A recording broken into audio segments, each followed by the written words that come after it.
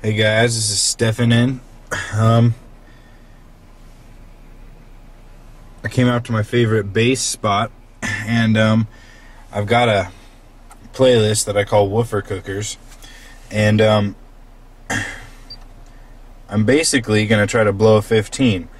We know a guy who has these 15s that he was going to use with neodymium magnets, and he never used them. So the company that he bought them from wants them back, so we're just going to send the magnet. So you got to do something with the perfectly good sub. So I'm going to blow it up. I just have a box for a 12 that I hogged out the hole. It's in pretty bad shape, but it works for blowing it. So I'm going to go film a little bit of each song and show you some of the best ones. There's a sub. It's a little dusty. The box, you can tell, is in some pretty bad shape. There's also a lot of air noise, but it works for blowing it.